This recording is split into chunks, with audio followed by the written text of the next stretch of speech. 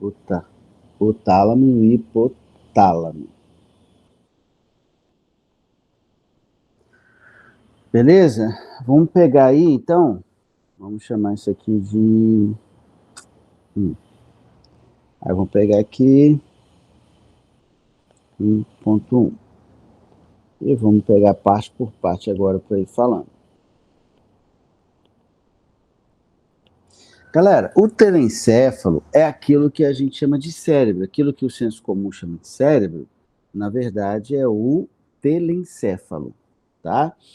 Que é quando você olha, quando você vê externamente um cérebro, é ele que você está vendo, beleza?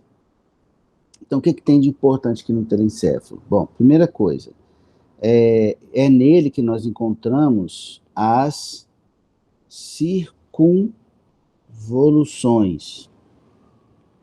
Vocês conseguem imaginar assim? Quando a gente imagina um cérebro, você vê aquele monte de minhoquinha na superfície dele? Sabe o que eu estou falando? Aquelas dobrinhas?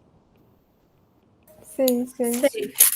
Beleza? Nós chamamos aquilo de circunvoluções ou giros cerebrais. Circunvoluções ou giros cerebrais. Como a gente tem esses giros cerebrais, galera, a gente também pode chamar o nosso telencéfalo de girencéfalo, por conta justamente de encéfalo, por conta justamente dessas dobras que ele apresenta. E essas dobras, galera, vocês entendem que é o cérebro crescendo sem espaço suficiente para isso? Aí ele começa a se dobrar sobre ele mesmo? É fácil imaginar isso? Sim. Beleza, show de bola. Bom, no telencéfalo, galera, a gente tem as funções finas, vamos chamar assim, tá? Vou botar assim, ó.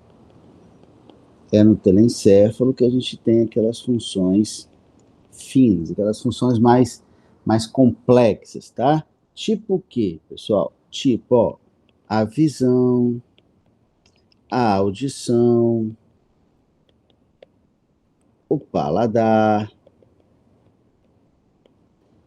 a memória, a memória, a empatia, a cognição e por aí vai. Então, aquelas funções ditas mais complexas, né, mais elaboradas, elas vão ser de responsabilidade do telencéfalo, que é a parte mais externa do nosso cérebro, que é o telencéfalo, né, propriamente dito, beleza? Nós sabemos que o telencéfalo ele é dividido em duas metades, sendo que cada metade dessa é chamada de hemisfério cerebral, beleza? Então, é dividido em dois hemisférios cerebrais. E esses dois hemisférios cerebrais, eles serão unidos por uma região chamada de corpo caloso, tá? Unido por uma estrutura chamada de corpo caloso. É o que mantém os dois hemisférios unidos. Belezinha? O que, que nós sabemos sobre a questão dos dois hemisférios, pessoal? Vocês já ouviram falar, por exemplo, que o hemisfério direito controla o lado esquerdo do corpo e vice-versa? Já ouvimos isso? Ou não? Acho que já. Então, ó, o hemisfério esquerdo, ele controla. Mas por que isso? Vou fazer um esquema aqui só para você entender. Então, deixa eu só anotar aqui rapidinho. Hemisfério esquerdo controla o lado direito do corpo. E o hemisfério direito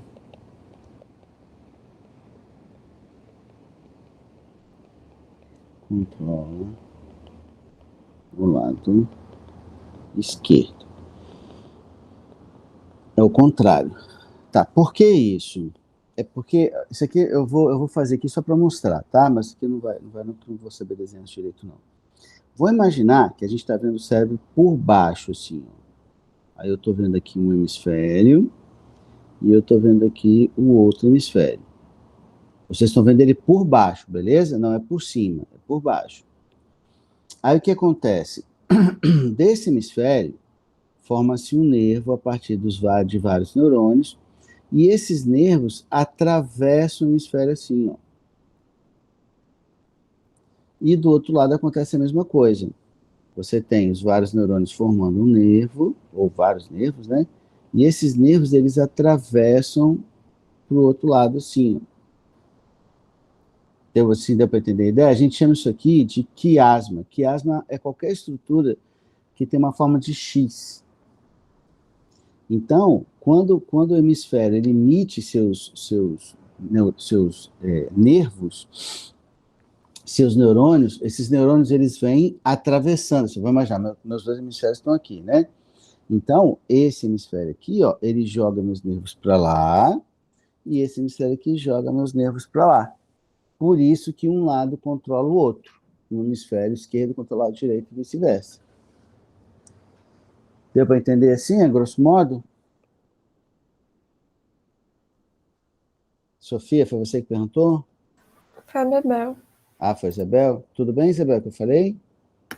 Deu sim, mas eu também tenho outra pergunta, que é uma coisa que eu já ouvi Oba! algumas vezes, que eu não sei se é 100% verdade, que Hum. fala que o lado esquerdo, eu acho, seria responsável pelas emoções e o direito seria a racionalidade. Isso é verdade? Mais ou menos. É porque não é tão assim, entendeu? Quer dizer, isso facilita um pouco o entendimento das coisas. Porém, a gente não pode pensar num cérebro como se fosse uma loja de departamento, sabe? Aí no lugar tal é só isso, no lugar tal é só aquilo. Quando você pega funções tão complexas como a questão das emoções, por exemplo, você entende que emoção está diretamente ligado à empatia, por exemplo? Sim. E a empatia, ela é responsabilidade do lobo frontal, entendeu? Do lobo frontal todo, pegando os dois hemisférios. Então não é assim tão preto no branco não, tá, Isabel? Você tem sim algumas funções que se sobrepõem a outras.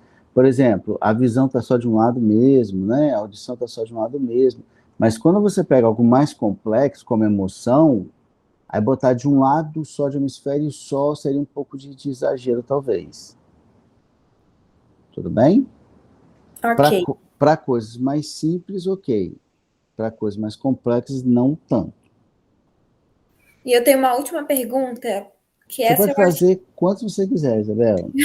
Não, essa eu acho que é mais boba, assim, mas é uma coisa que eu tô me perguntando assim.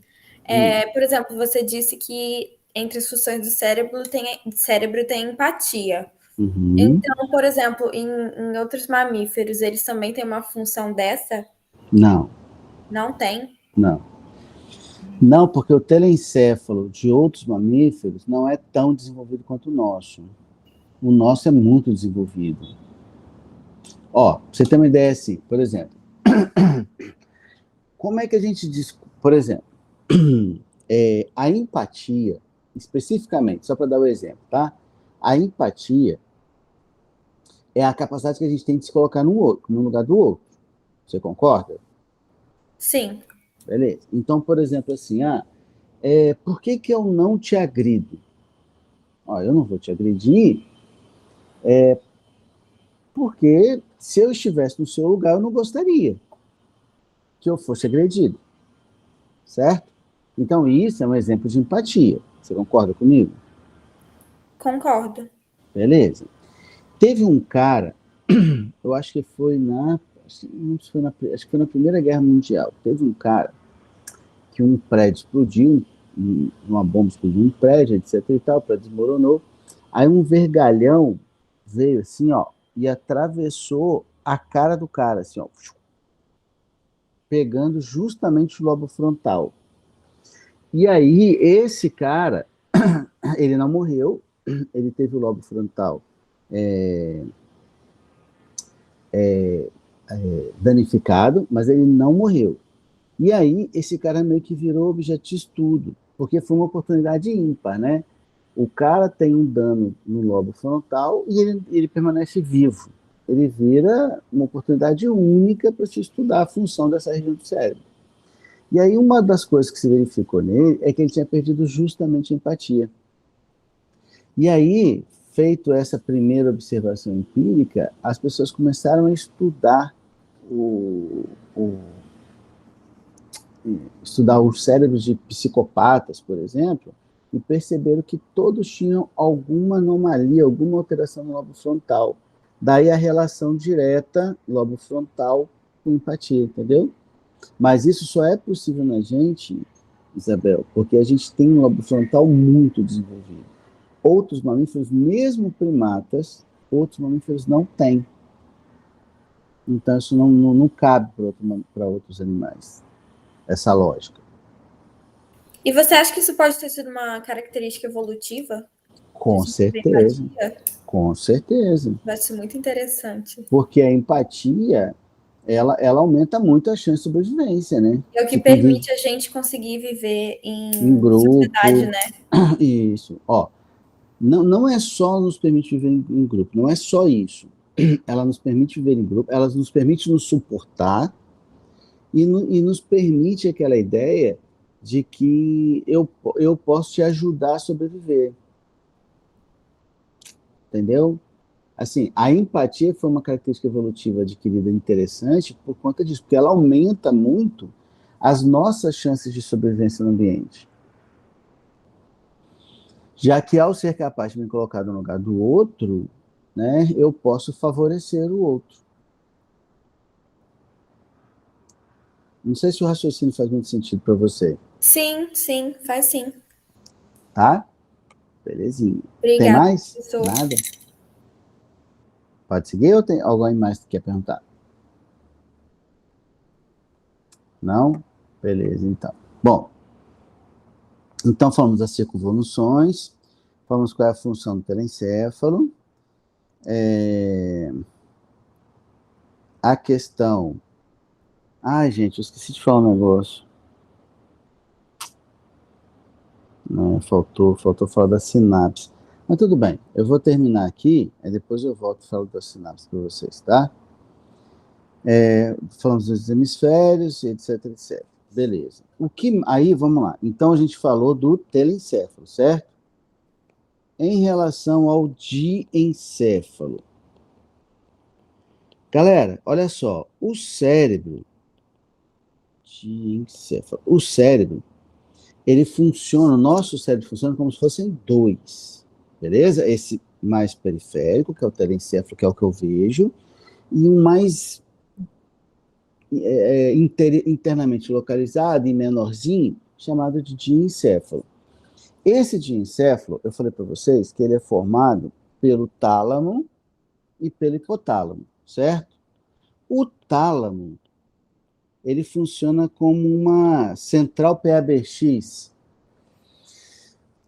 Ai, gente, agora eu me senti velho, hein?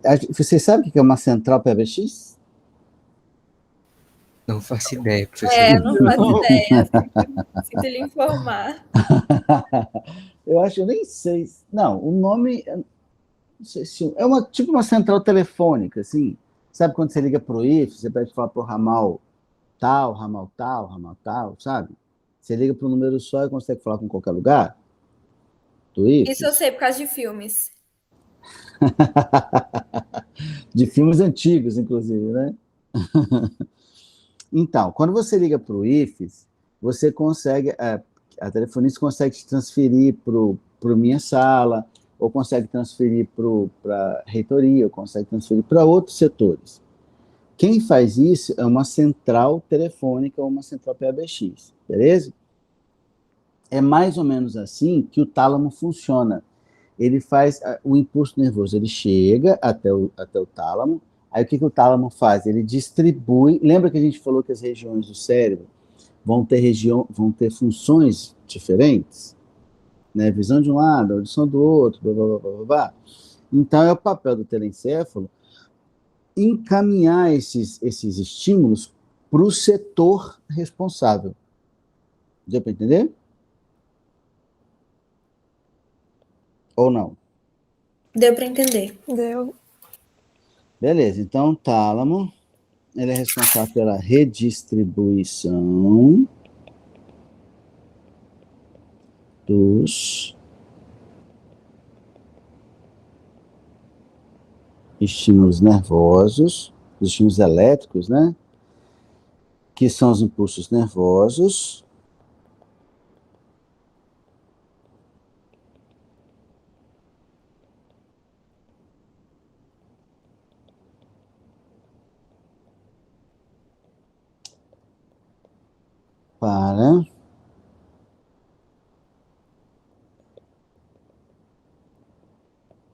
para regiões específicas do telencéfalo, que é aquela parte mais, né, complexa do cérebro que eu falei com vocês. Beleza? Por isso que o estímulo sonoro não vai para a região do cérebro responsável pela visão, por exemplo. Tá? Então ele vai para o lugar certo, quem faz isso é o tálamo. O hipotálamo,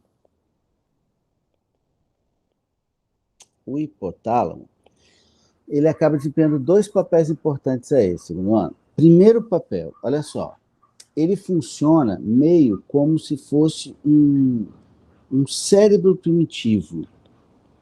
Ou seja, ele funciona, ele tem funções relacionadas àquelas necessidades básicas do corpo. Tá? Vamos botar assim, funciona como um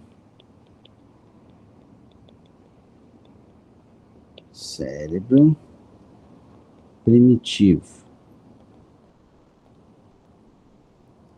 Tanto é que ele acaba, quando comparado com a gente, outros animais acabam tendo o hipotálamo mais desenvolvido que o nosso, tá? Então, por exemplo, assim, ele vai, vamos botar assim, ele funciona como um cérebro primitivo, sendo responsável por funções básicas pelo corpo. O que você chamaria de funções básicas no corpo? No nosso corpo? Fome. Beleza. Mais o quê? Vontade de ir ao banheiro?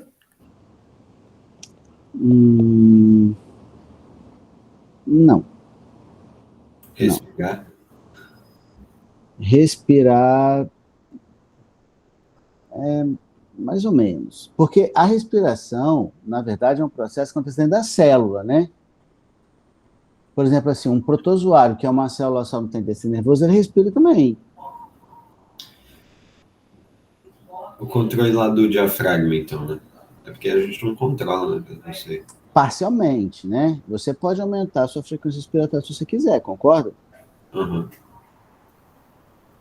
Ó, vamos manter a lógica da fome. Eu estou falando assim, de necessidade. Vamos pensar em necessidade. Ó, fome é uma. Sono. Sono, ótimo. Sono. Sede, ótimo. Sexo, libido, tem a ver com o hipotálamo. Manutenção da temperatura corporal, tem a ver com o hipotálamo. Saúde também seria? O quê? Algo como saúde? É muito genérico, não? Tipo se sentir doente. Não, aí depende, né? Ou dor. Não. Dor não. Tem que ser basicão mesmo, assim, tá? Então, assim, ó, o hipotálamo, ele vai regular essas funções, essas necessidades básicas do que o... Pensa em um outro animal qualquer, né? O que seria importante para um outro animal em termos de regulação neural?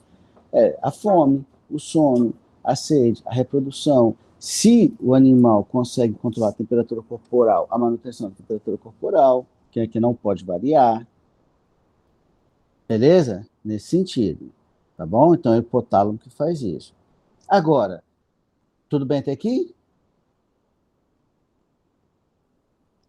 Bem, Agora, por exemplo, além do sistema nervoso, a gente tem um segundo sistema de controle no nosso corpo, não temos? Além do sistema nervoso, o que mais controla o nosso corpo? Que outro sistema, né? E aí? O que vocês acham?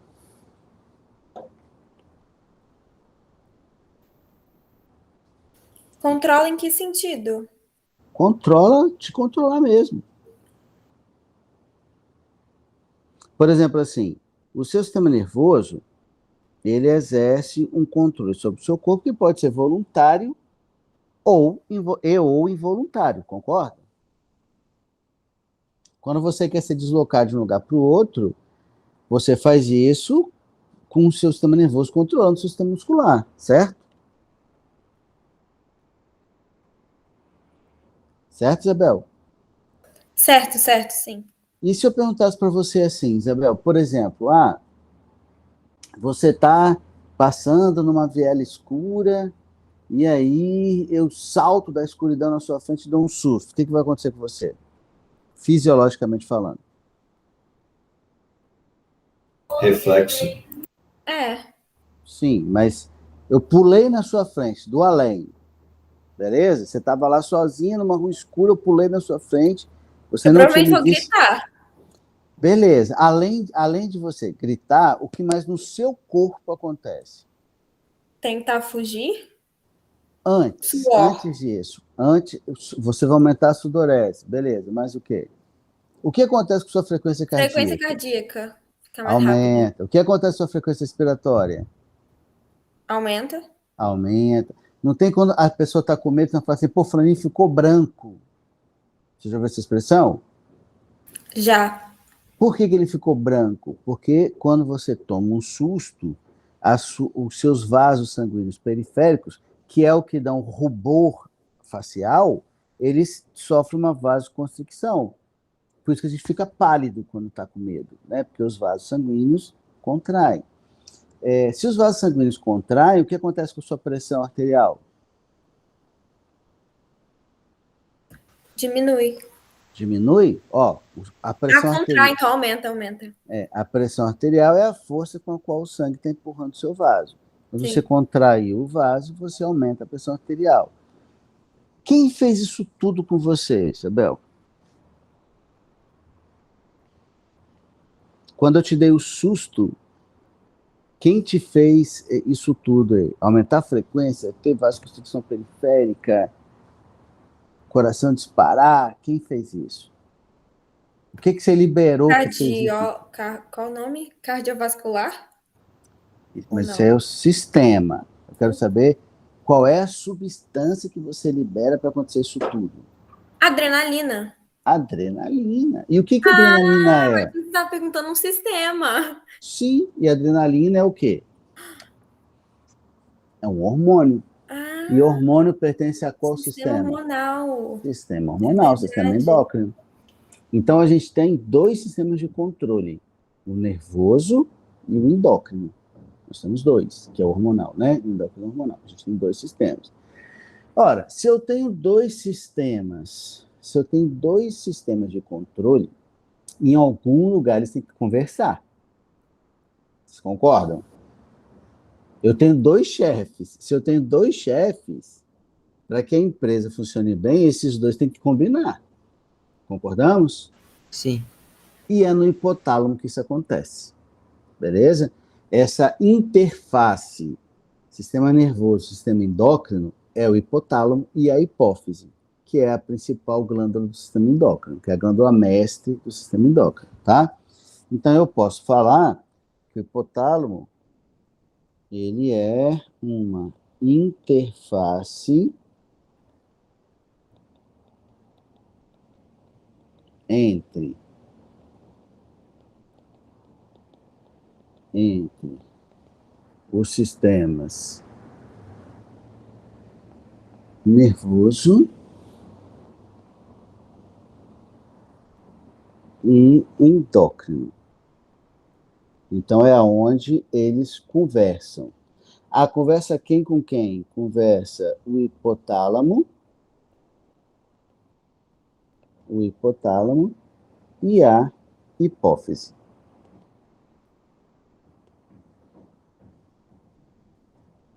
Que é a principal glândula do nosso sistema endócrino, beleza? Tanto é, galera, que o hipotálamo, inclusive, produz hormônios.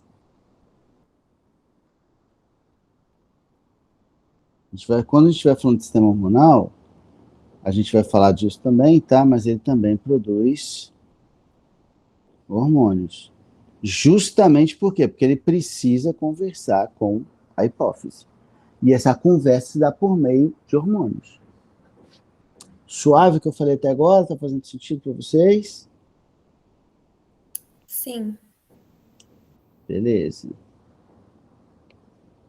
Vou melhorar. Tranquilo, Matheus. De boa. Qualquer coisa, depois você pega a aula para pegar o início, para dar uma revisãozinha, beleza? Bom, então, por exemplo, vamos pegar aqui uma situação. Quando você, só para a gente enxergar isso, né, mais ainda, quando a gente tem uma resposta imune, febre não está normalmente associada a uma resposta imunológica? Quando você está tendo uma infecção, você não tem febre, geralmente? Sim. Beleza, e qual é a relação? O nosso sistema imune, ele produz uma substância, né, durante a resposta imunológica, ele produz uma substância que a gente chama de prostaglandinas. Essas prostaglandinas, elas caem na corrente sanguínea e vão estimular o hipotálamo. Ao estimular o hipotálamo, ele aumenta a temperatura corporal. O que tem a ver febre com resposta imune? Ora, se a minha temperatura média aumenta e eu estou tendo uma infecção viral, uma infecção bacteriana, a minha temperatura estar mais alta dificulta a vida do vírus, dificulta a vida da bactéria. Por isso que febre está associada à resposta imune. Professor, por que quando a gente está com febre, a nossa temperatura corporal aumenta, mas a gente sente frio? Porque você está perdendo calor, né? É porque, na verdade, você misturou dois conceitos, né? Quem que falou? Desculpa, eu não vi. Ricardo, na verdade, você acabou misturando dois conceitos. O conceito de temperatura e de calor. São duas coisas diferentes.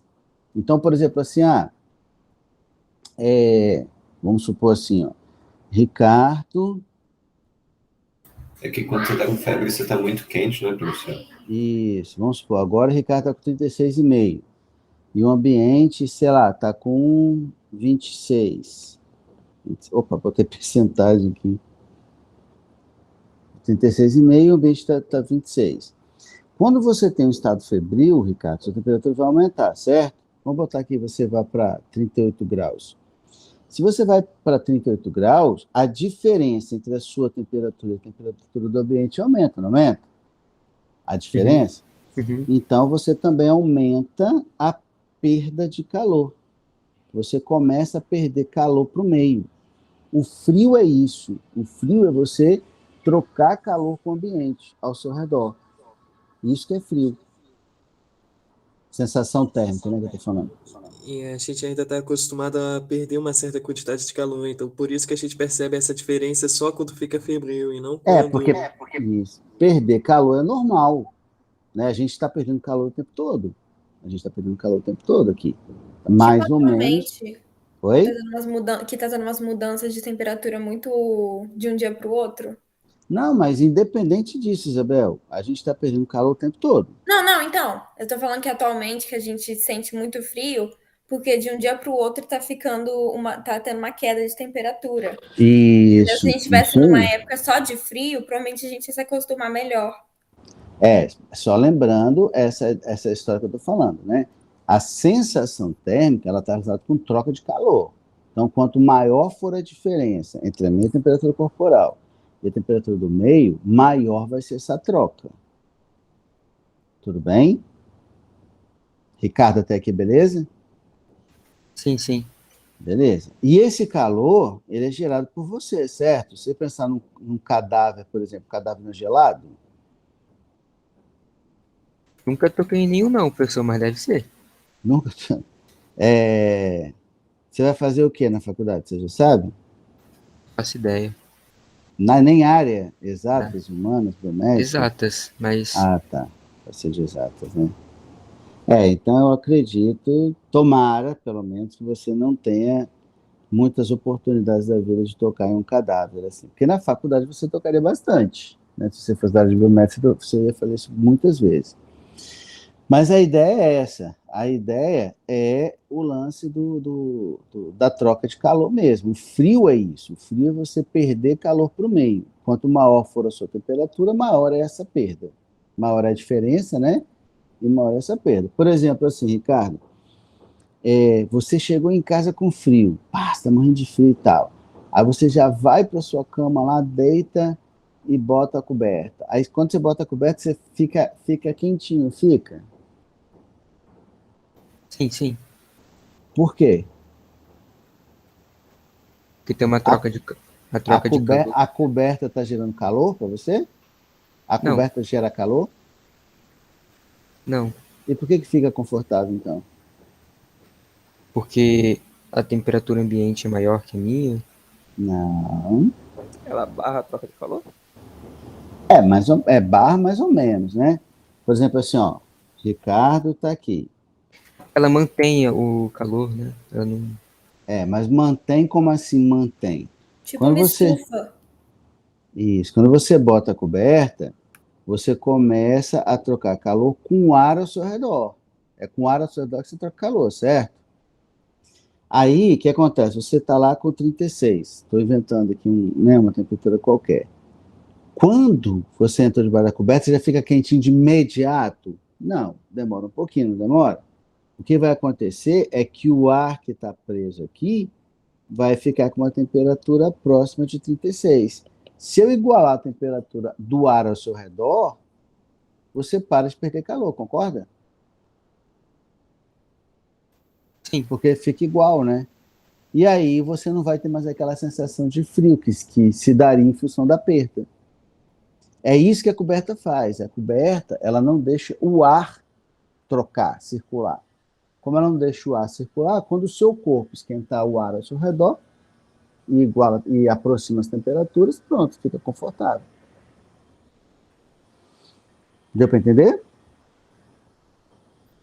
Professor, com o aumento de temperatura, alguém pode acabar sentindo fraqueza? Com aumento, pode. Pode. Pode. Por quê, Matheus? Por exemplo, assim, a nossa temperatura, ela é constante, certo? Ela tem que ser constante, né? Sim. Então, se você está num lugar que está quente, sua temperatura corporal, da mesma forma que você perde calor do meio, você também ganha, né? A lógica é a mesma. E aí seu corpo tende a aumentar de temperatura, mas ele não pode. Igual o Ricardo falou, eu estou sentindo frio, mas eu estou suando, mas a sua temperatura corporal está alta. Quando a sua temperatura corporal está alta, o seu corpo tenta regular. Como? Suando. É a transpiração que é um mecanismo de controle, né, de redução de temperatura. Então, no nosso caso, por exemplo, Matheus, respondendo a sua pergunta, estou no lugar quente. Estou no lugar quente, meu corpo está esquentando, eu começo a suar, na verdade? Para poder aumentar a perda de calor, já que a água tem calor específico elevado, etc e tal, quando a água evapora, ela rouba muito calor do corpo, certo? Até aqui tudo bem? Sim. Beleza? Só que às vezes, Matheus, não é o suficiente. E aí, o que o corpo faz? Ele causa uma vasodilatação periférica. Beleza? Quando você está tomando sol lá na praia, sua pele não fica vermelha? As pessoas acham que é bronzeamento, né? Mas na verdade é uma vasodilatação periférica. O vermelho é porque tem mais sangue circulando na sua superfície corporal, que é justamente para quê? para você aumentar a perda de calor. Ora, se eu provoco uma vasodilatação periférica, o que acontece com sua pressão arterial, Matheus? Ela diminui. Ela diminui. Aí a fraqueza, o seu sangue vai circular mais devagar, sua frequência cardíaca tende a diminuir. Sacou? Então, sim, se você está quente demais, numa condição de hipotermia, de hipertermia, você tende, sim, a ter uma fraqueza. Sim. Sonolência. Aí o seu hipotálamo, ele vai aumentar a sua sonolência, porque aí, teoricamente, se você está esquentando, e se você dorme, você vai diminuir seu metabolismo e, consequentemente, seu corpo vai gerar menos calor, que contribui para a sua temperatura voltar ao normal. Por isso aquela história do... O cara tá no deserto, aí tá quente, aí o cara tá tentando se encontrar, tá perdido, sei lá o quê, aí vai dando sono, aí quando ele deita na areia lá e dorme, de verdade, ele nunca mais acorda, né? Porque ele vai fritar ali. É por causa disso que nos desenhos animados parece que eles ficam vendo oásis, tipo assim, eles sentem tanta fraqueza que é como se eles tivessem ficado tanto tempo sem dormir que eles começam a alucinar? Aí a alucinação aí tem a ver com uma perda, com a perda de água, com a perda iônica, porque você está suando. Quando você sua, Matheus, você não perde só água, né? Você perde água e sais. Então você tem uma perda eletrolítica, você tem uma perda de água, e isso pode levar a esses delírios, sim. Não é só uma questão de sonolência, não. É uma questão de mau funcionamento mesmo do seu sistema sensorial, do seu sistema nervoso. Tranquilo? Tranquilo, professor. Beleza. E aí, mais perguntas? Hoje foi meio sessão Discovery, né? E aí, segue? Não que eu não goste, tá, galera? Não é uma crítica, não. Eu gosto. Gente, fala comigo. Caramba, vocês estão mudos. Segue. Beleza, Bel. Valeu. Bom, então a gente falou do cérebro, né? Beleza. Que a gente chamou de 1. O que mais a gente encontra no crânio além do cérebro? Um líquido? Não. O líquido, na verdade, está no sistema nervoso todo. Central. Cerebelo. Cerebelo. Beleza. O cerebelo, ele tem uma função que é famosa, né? Alguém lembra qual que é? Coordenação motora, eu acho. Isso. Coordenação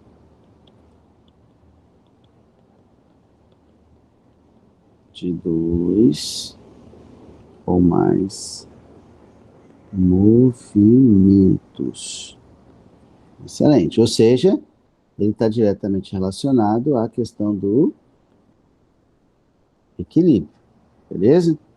Além disso, ele também é responsável pelo nosso tônus muscular, tá? Para quem não sabe o que é tônus muscular, galera, nossa musculatura, ela nunca está completamente relaxada, a não ser que a gente morra. Aí só morto. Aí morto relaxa geral. Mas vivo, não. Mesmo que você esteja dormindo, a nossa musculatura fica parcialmente contraída, fica semi-contraída. Esse quadro de semi-contração a gente chama de tônus muscular, tá? Só para exemplificar, por exemplo, assim, eu jogo para você um copo de vidro. Aí você vai segurar ele com uma força. Se eu jogar para você um copo de plástico, você vai segurar com a mesma força do que no primeiro caso? Não. Até porque, se você segurar com a mesma força, o que você vai fazer com o copinho de plástico? Vai esmagar. Então, esse quadro, e você não pensou, eu vou segurar com menos força porque é de plástico. Você não pensou assim, eu vou segurar com mais força porque é de vidro. Na verdade, você segura, é meio automático, né? O quem controla esse grau de contração do músculo é o cerebelo. A gente chama isso de tônus muscular. Tá certo? Mas eu tenho uma pergunta. Pode fazer, Isabel. Por que nem dormindo os músculos se relaxam totalmente? Por que eles se Porque mantêm? para o músculo, para o músculo relaxar, apesar do senso comum pensar o contrário, para que sua fibra muscular relaxe, Isabel, você gasta energia. Na verdade, você gasta energia justamente no relaxamento do músculo, não na contração. Tá? Então, o que acontece? Quando você está dormindo, para você relaxar completamente, você não poderia estar produzindo ATP, que é aquela molécula de substância energética, né? Que é produzida na célula pela respiração celular. E para você não produzir ATP, só se você estiver morta. Beleza? Entendi. Tá? Vai até 4h30 só, não é? É uma Sim. só, não é? Beleza. Então, galera, olha só, eu vou parar aqui, aí na próxima aula a gente segue daqui, tá bom? Eu vou aproveitar aqui, já vou fazer o PDFzinho, aí já mando. Lívia tá aí? Lívia acho que não veio hoje, né? Ou veio?